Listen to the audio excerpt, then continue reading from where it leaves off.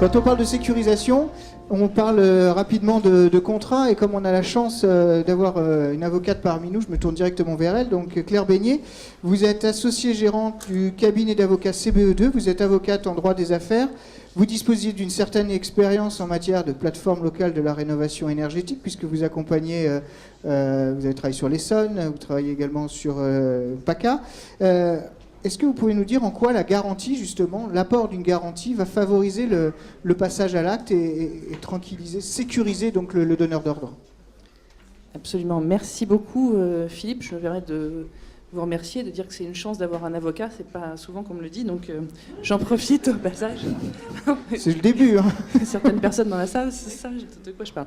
Donc effectivement, j'ai eu la chance au sein de mon cabinet de participer à des travaux, notamment à des groupes de travail, celui qui avait été animé par le plan bâtiment durable, avec les restitutions au sein de la CAPEB avec Madame Basili. J'ai participé aussi à la fondation de Quali Conditionnalité, ce qui m'a permis de voir un petit peu les travaux qui étaient effectués. Et quand on parle de sécurité, de sécurisation, au fond, on parle de plusieurs choses. Alors, ça me permet d'introduire un petit peu cette table ronde, en quelque sorte, parce que quand on parle de sécurité, on parle au fond de plusieurs choses. On parle de garantie, de garantie d'exécution. On parle de garantie de paiement. Donc, au fond, on parle d'assurance. Et Fabienne Tiercelin, qui est là, nous parlera absolument de l'assurance, qui est au cœur de la prise de décision du particulier, qui souvent se demande un petit peu s'il va réussir à obtenir ce qu'on lui promet. En quelque sorte.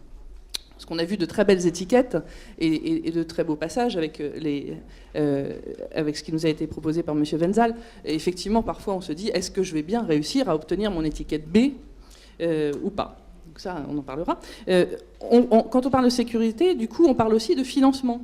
Parce qu'on peut se poser la question de savoir si on va réussir à financer ces travaux et si on va réussir à être payé. Parce que ça va dans les deux sens. Donc là, les outils... on va en parler également. On va en parler également. C'est pour ça que j'ai un petit peu un rôle d'introduction. En fait. Voilà, tu vois, en quelque sorte. Je remercie. Une fois qu'on a dit ça, on a aussi, pour la sécurité, besoin d'avoir des professionnels qualifiés, à la qualité reconnue. C'est dingue. Je fais rire notre intervenant, c'est déjà ça. Donc, qualité reconnue, on a parmi nous, justement, des organismes qui sont là pour en attester, et c'est important. Du point de vue juridique, ensuite, il faut se poser la question de savoir ce qu'on fait de nos entreprises. Parce qu'on parle depuis le début, et on l'a bien vu, d'entreprises qui font une offre globale, d'entreprises uniques, de groupements. Et donc, juridiquement, qu'est-ce que c'est ? Juridiquement, on ne peut pas rester avec des groupements momentanés, parce que parfois ça fonctionne, mais quand ça ne fonctionne pas, les conséquences sont dramatiques pour toutes les parties. Donc il faut, et la SMAPTP, encore une fois, je pense, en parlera, il faut qu'on ait des groupements structurés juridiquement, et ça permet d'avoir des offres de qualité, de poser dessus des mandats IOB, de poser dessus des assurances, et ça c'est un facteur clé. Alors, on a participé au sein de l'association à pousser des solutions. On en a parlé tout à l'heure.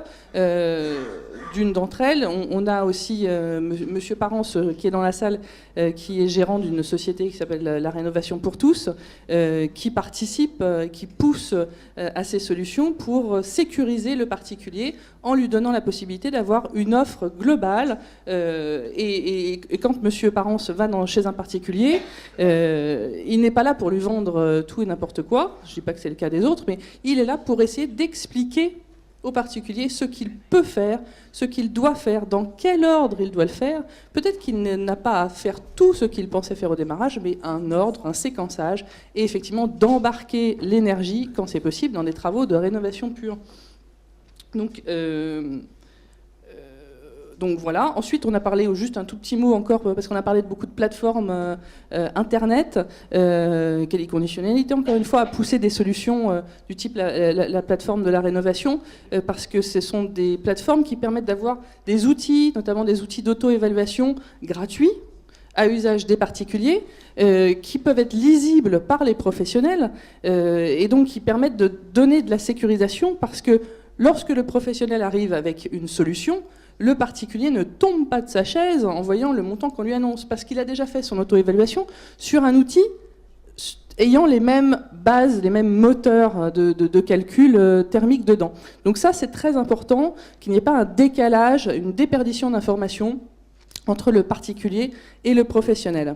Donc on aura aussi juste un tout petit point sécurisation des données, parce que j'aime bien ça. Hein. Moi je suis CIL, correspondant informatique et liberté auprès de la CNIL, donc c'est vrai que les plateformes internet, les données, voilà, tout ça, c'est un point c'est un point auquel il faut quand même faire attention.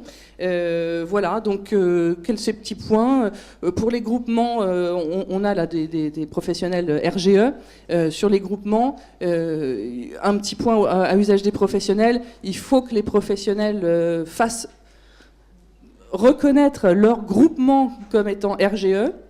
Donc pour ça, il y a des maisons qui s'en occupent. Hein, donc il faut pas hésiter à le faire, parce que c'est vrai qu'à l'heure actuelle, même si des professionnels sont RGE, leur groupement ne l'est pas forcément. Donc il ne faut pas hésiter, même si ça a un coût, à donner cet aspect, parce que c'est un facteur important de sécurisation et donc de pousser, massifier les travaux de rénovation. Merci pour ce témoignage introductif, donc. Vous avez parlé beaucoup des professionnels, donc vous l'avez dit, on a la chance d'en avoir à la table ronde. Donc Claude Cutajar, vous êtes secrétaire général de la CAPEB Grand Paris, adjoint de la CAPEB Grand Paris, excusez-moi. Vous, alors, en tant qu'organisation professionnelle, vous accompagnez les professionnels, vous les accompagnez justement dans l'évolution de leur manière de faire, et vous vous positionnez également comme tiers de confiance. Est-ce que vous pouvez nous expliquer justement ce rôle ? Alors le sujet étant la sécurisation, enfin nous en tant qu'organisation professionnelle, notre principale activité c'est de réguler l'activité professionnelle. Alors effectivement on a parlé de groupement, la garantie qu'on doit nous offrir c'est avant tout entre entreprises, puisqu'on a parlé d'offres groupées pour faire cette fameuse offre globale, mais très souvent on est nous consultés parce que nos adhérents nous disent voilà moi j'ai des travaux à faire. Ces travaux-là concernent mon activité, mais aussi une activité annexe. Et malheureusement, je ne trouve pas, parmi mes collègues, celui qui pourrait faire les travaux.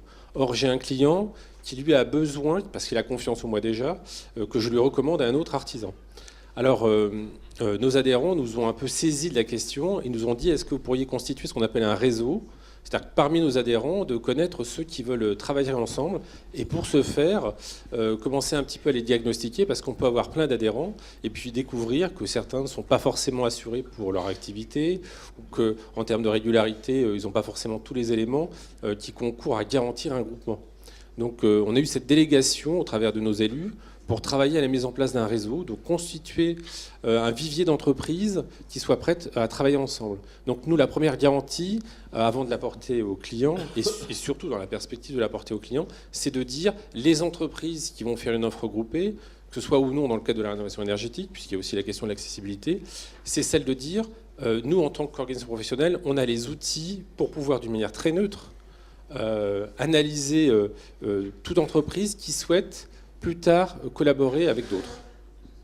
Donc là, on retrouve l'idée de mieux se connaître pour mieux travailler ensemble, qui était reprise tout à l'heure par François Gélin. Donc c'est un système que vous avez vraiment mis en œuvre au niveau de la CAPEB. Vous avez des expérimentations opérationnelles concrètes ? Alors aujourd'hui, le dispositif est efficient. Enfin, le réseau augmente en nombre, en membres, et ces membres finalement viennent chercher soit une compétence, soit chercher des solutions communes. Enfin, l'idée, c'est de gravir une à une certaines marches pour accéder à des marchés comme ceux des marchés publics. Commencer, puisque je n'ai pas beaucoup entendu parler de ça, mais de co-traitance, sans forcément que ce soit une convention plus classique au travers d'un groupement d'entreprises. Et puis après, de penser à des marchés d'une taille un peu plus importante, puis d'accéder non seulement à ceux qui concernent les marchés publics, mais bien évidemment à ceux du Nouveau Grand Paris, qui cumulent à la fois la rénovation énergétique et puis cette façon de travailler ensemble. Alors il y a une fenêtre aujourd'hui, et c'est pour ça qu'en matière de sécurisation, nous en tant qu'organisation professionnelle, on doit garantir non seulement les membres du groupement entre eux, mais aussi, prenons l'exemple du pouvoir adjudicateur, qui très souvent juridiquement accepte l'offre en groupement d'entreprise, même va jusqu'à ce que ce soit conjoint et pas forcément solidaire, ce qui est quand même une bonne nouvelle. Mais tant qu'il n'accorde pas l'allotissement, on constate qu'il a toujours cette crainte de la défaillance. C'est vrai qu'on a entendu parler de groupements, mais ça concerne encore des grandes entreprises. Même parfois, on fait plutôt des groupements pour ne pas fâcher de grandes majeures. Et je pense à un grand marché, notamment assuré par le ministère des Armées. Mais bon, l'idée, nous, c'est de garantir au pouvoir adjudicateur que non seulement ces entreprises sont quand même connues de nous, mais qu'elles peuvent garantir l'exécution des travaux, puisque l'offre, c'est une chose, mais il y a l'exécution, et très souvent, il y a une crainte que le marché ne se termine pas. La meilleure preuve ici, alors j'espère qu'il y a des collectivités territoriales ou locales ici, mais la première chose que va demander le pouvoir adjudicateur, c'est pas la capacité professionnelle ou la capacité technique, ce dont on a parlé à l'instant, c'est d'abord ses capacités financières. C'est que même si les travaux ne sont pas forcément bien faits, eh bien au moins l'entreprise survivra au marché. Nous, on voudrait sortir de ce schéma-là, et c'est pour ça qu'on a mis en place ce réseau. Alors, sécuriser le donneur d'ordre, c'est ce que vous faites. Je m'interroge ici sur la manière dont la maîtrise d'œuvre peut sécuriser le donneur d'ordre. Je me tourne donc vers François Bayle. Vous êtes vice-président de l'INTEC, en charge des affaires professionnelles. Donc l'INTEC, c'est la Fédération professionnelle des économistes de la construction. Ce rôle de la maîtrise d'œuvre, aujourd'hui, vous le voyez comment par rapport à ce métier de la rénovation énergétique ? Très important. Et je trouve que on a entendu plein de choses, plein d'échanges très fournis, très intéressants. Je me permettrais de dire aujourd'hui, puisque le secteur concerné par les débats, c'est le particulier et la copropriété, ces deux acteurs ont vraiment des raisons de s'interroger sur la meilleure voie pour faire réaliser l'ouvrage dont ils ont besoin. Parce qu'il faut choisir une entreprise, il faut choisir la meilleure offre. Avant cela, il faut définir son financement. Mais j'allais dire, bien avant tout cela, il faut d'abord définir son besoin. Avant de partir dans tous les sens. Parce qu'aujourd'hui, c'est vrai je me permettrais de dire, on sent un petit phénomène de réaction de mode. Allez hop, je veux faire de l'isolation, je veux faire de l'ITE sur mon bâtiment. Et puis hop, ça s'enchaîne et ainsi de suite. Nous, on a tendance à dire, nous les économistes de la construction, attention, essayons de garder raison et de réfléchir. Aujourd'hui, les enjeux, c'est certes la performance énergétique, mais c'est aussi, j'ai bien apprécié l'intervention de Tribu, c'est la gestion de patrimoine. C'est-à-dire, si j'ai à investir sur mon bâtiment, certes, je le fais en prenant l'axe de la rénovation énergétique, mais je le fais dans une démarche de gestion de patrimoine. Je ne fais pas du coup par coup, de l'isolation pour aller vers telle aide ou telle autre aide. J'essaye de gérer ça de manière intelligente et sur un long terme. Donc on arrête le court terme, là, il faut se projeter. Il faut se projeter. Patrimonial, donc. Il faut faire ce qu'on appelle dans notre jargon de la programmation, prendre le temps de réfléchir, faire une sorte de programme pluriannuel d'investissement sur les copropriétés. Ça se fait. Je veux dire, il y a des moyens aujourd'hui numériques et on a tout à portée de la main pour arriver à faire des constats qui amènent à des solutions. Il y a des choix de solutions à faire sur un plan financier et ainsi de suite qui viennent au final donner une cadence, j'allais dire, d'investissement pluriannuel. C'est comme ça qu'on gère un patrimoine. C'est pas en décidant d'une année sur l'autre, dans des AG de copropriété, hop, cette année on fait l'isolation thermique, l'année suivante on va faire le toit. Non, ça n'a pas de sens et ça n'a surtout pas de cohérence. Et le donneur d'ordre le comprend, cette projection à long terme ? Le donneur d'ordre le comprend dès lors qu'il arrive, j'allais dire, à se donner les moyens d'y accéder. J'entends par là, et c'est très basique, c'est-à-dire d'avoir d'abord la démarche de choisir le partenaire.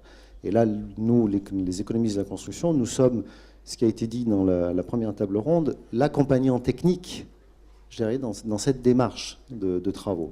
On est là, j'allais dire, un petit peu comme son conseiller direct. On n'est pas jugé parti parce que on travaille pour le compte du maître d'ouvrage, on ne travaille pas pour le compte des entreprises, même si on travaille de manière collégiale et collective. D'accord ? Mais on est là pour le conseiller, défendre ses intérêts, lui expliquer la bonne démarche, la bonne cadence, la bonne programmation. Donc on parle de sujets très variés, mais on revient toujours sur l'accompagnement et dans le temps du donneur d'ordre. Tout à fait. Le sujet de la qualification également vient naturellement à l'esprit. Merci. Monsieur Thierry Autric, vous êtes délégué général de Qualité ENR, donc la qualification par définition, ça sécurise. Votre point de vue par rapport à cette sécurisation, aussi bien du côté professionnel que particulier, comment c'est vécu au niveau de Qualité ENR ? Alors, bon, déjà, 2 mots sur Qualité ENR. Donc, c'est une association qui a été créée en 2006 pour contribuer à l'amélioration de la qualité des installations dans le secteur des énergies renouvelables et pour permettre aux particuliers de trouver près de chez lui un professionnel qualifié. Aujourd'hui, on est... le contexte nous donne raison, hein, puisque il y a effectivement, on l'a évoqué, il y a de multiples aides qui sont proposées par l'État, les COPTZ, le CITE, les C2E, il y a les aides de l'ANA, il y a les aides des collectivités territoriales. Et la nouveauté, c'est que les aides de l'État et un certain nombre d'aides des collectivités territoriales sont soumises à l'éco-conditionnalité des aides publiques. Donc on demande à ce que, pour que le particulier puisse bénéficier de cette aide, il faut que l'entreprise qui a réalisé les travaux soit qualifiée RGE, hein, c'est le terme qu'on utilise. Donc l'État a défini un certain nombre de catégories de travaux, 8 catégories de travaux, 4 dans l'efficacité énergétique, 4 dans les énergies renouvelables. Et il faut que l'entreprise ait la qualification qui correspond à la catégorie de travaux qu'elle va réaliser, hein. Si elle réalise une pompe à chaleur, il faut une qualification pour la pompe à chaleur. Si elle réalise une isolation, il faut 2 qualifications, hein. Donc ça c'est un point important. La qualification RGE en soi, ça ne veut pas tout dire. Il faut que ce soit une qualification dans la catégorie de travaux demandés. Donc par rapport à ça, la qualification, quel était l'objectif des pouvoirs publics? C'était de sécuriser les particuliers au travers de la qualification. Alors la qualification, ce n'est pas une garantie de résultat, hein, malheureusement, c'est une garantie de moyens. Qu'est-ce qu'on va contrôler? On va contrôler que l'entreprise est formée à des référents techniques qui se sont formés sur la technique pour laquelle elle demande la qualification. On va vérifier que l'entreprise est assurée en RC général et décennal, ce qui n'est pas toujours évident. On va vérifier qu'elle a les moyens matériels, qu'elle a déjà fait des chantiers, qu'elle a des attestations de bonne exécution de ses clients, moyennant quoi on va considérer qu'elle a les moyens de réaliser le chantier pour lequel elle est qualifiée. On va émettre un certificat et l'entreprise va pouvoir proposer des chantiers éligibles à l'éco-conditionnalité. Ce n'est pas suffisant. Derrière, on va procéder à des contrôles, hein, des contrôles de réalisation. Et ça, nous, on observe au travers de 22 000 contrôles réalisés depuis 2006 qu'il y a une vraie montée en compétences sur les filières ENR. Hein. On a multiplié par 4 les installations sans défaut et on a divisé par 4 les installations défaillantes. Et sur les derniers contrôles que l'on a réalisés, qui concernent que les entreprises donc RGE, qui sont dans ce statut RGE, sur les 1500 derniers contrôles, on observe qu'on a seulement 1,5% d'installations défaillantes, ce qui est quand même tout à fait satisfaisant et ce qui est un petit peu inverse à ce qu'on entend un peu dans les médias qui critiquent, où on critique très souvent ce qui marche pas, hein. La mise en place du dispositif RGE. Aujourd'hui, sur les 1500 derniers contrôles, 1,5% seulement d'installations défaillantes, hein. Ce qui nous place au niveau d'autres techniques qui sont beaucoup plus anciennes, comme le gaz, hein, où aujourd'hui on est sur des niveaux de défaut qui sont à peu près équivalents. Et d'ailleurs, on se rend compte que cette sécurisation est même parfois un levier commercial pour les entreprises, puisque le fait d'être qualifié ramène des opérations. Merci pour ce témoignage sur la qualification. Alors, qualification assurance. Donc, Fabienne Tiercelin, vous êtes directrice des relations extérieures de la SMA BTP. Justement, ce groupe d'assurance, comment il prend en compte ce sujet de la confiance dans le déclenchement des travaux? Est-ce que c'est quelque chose qui est ressenti? Comment c'est géré? Alors bon, je vais juste me permettre, bonjour, de présenter brièvement la SMA BTP, donc qui n'a que 150 ans, désolé, voilà. Donc mutuelle d'assurance du bâtiment et des travaux publics, et on accompagne les entreprises, les maîtres d'œuvre, les maîtres d'ouvrage pour leur apporter des solutions d'assurance qui couvrent notamment leur activité professionnelle. Donc nous, on a travaillé très en amont sur ces sujets de rénovation énergétique et besoin, je dirais, de sécuriser en quelque sorte ces opérations en étant associé dès le départ aux travaux du plan bâtiment Grenelle, plan bâtiment durable maintenant, et avec les professionnels également au travers de la Fédération française du bâtiment. Et on a essayé, si vous voulez, d'identifier quels étaient tous ces nouveaux risques qui allaient pouvoir émerger suite à ce besoin de rénover les bâtiments, et principalement de rénover, comme il a été si bien dit, on construit 1% seulement du parc par an. On a essayé d'analyser avec des juristes également quelles étaient les responsabilités nouvelles que l'on pouvait voir apparaître et apporter donc des solutions qui vont permettre de sécuriser le professionnel qui se lance sur ces travaux et qui vont également inciter le grand public à réaliser ces travaux. En quelque sorte, c'est un des outils qui accompagne ce grand mouvement. Donc nous, comment on a procédé ? Tout simplement, on a essayé de regarder un petit peu quels étaient tous les cas de figure dans lesquels le professionnel allait pouvoir intervenir pour réaliser ces travaux. Alors ça va du simple marché en lots séparés sur lequel il va intervenir dans son domaine de compétences, en faisant à la fois, en apportant un conseil aux particuliers, en faisant peut-être un peu de maîtrise d'œuvre et en réalisant ces travaux, où là on a compris que les solutions d'assurance que nous proposions sécurisaient complètement et répondaient aux attentes du public. Ensuite, on est allé un petit peu plus loin dans la démarche et on s'est rendu compte qu'il pouvait y avoir effectivement des groupements d'entreprises qui allaient se constituer, avec souvent l'une des entreprises qui allait avoir le rôle de chef de file.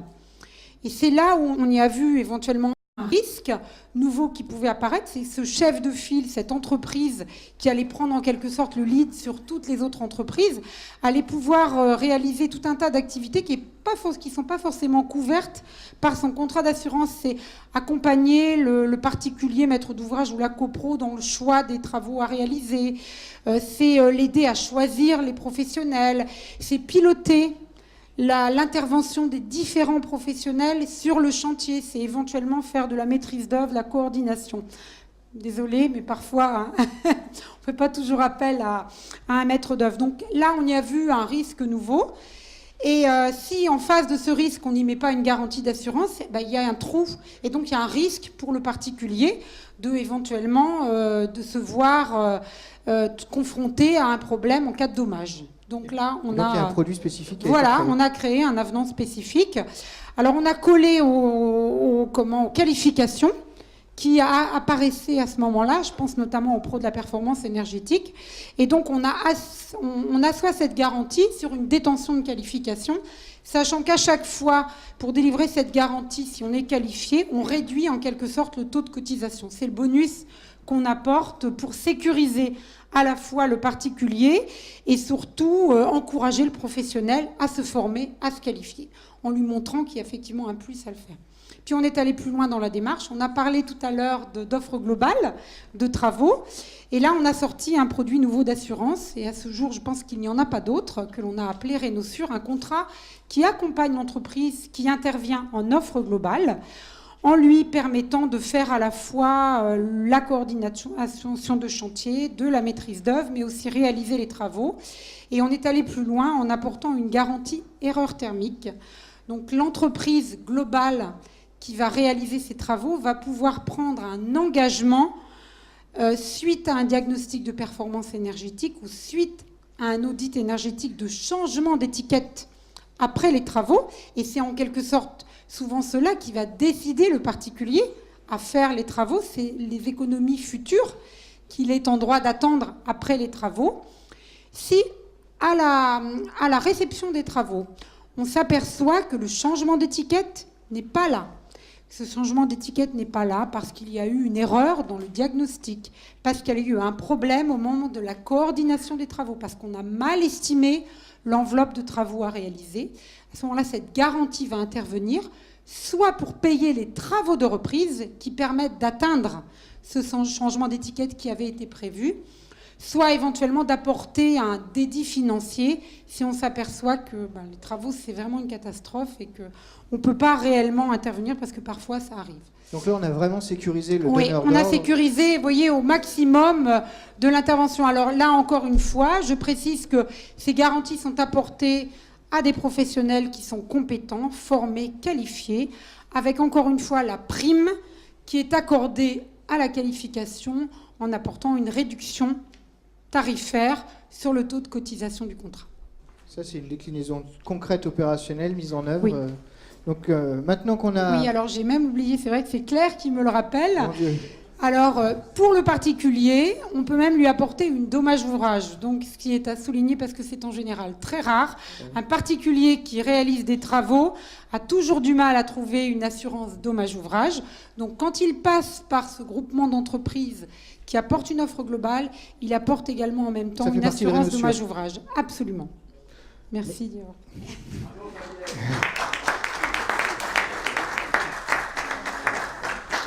Donc merci pour je dirais, ce climat de sécurisation. Maintenant, il reste à finaliser et à financer. On a vu comment vous simplifiez tout à l'heure. Maintenant, comment vous sécurisez tous ces paiements?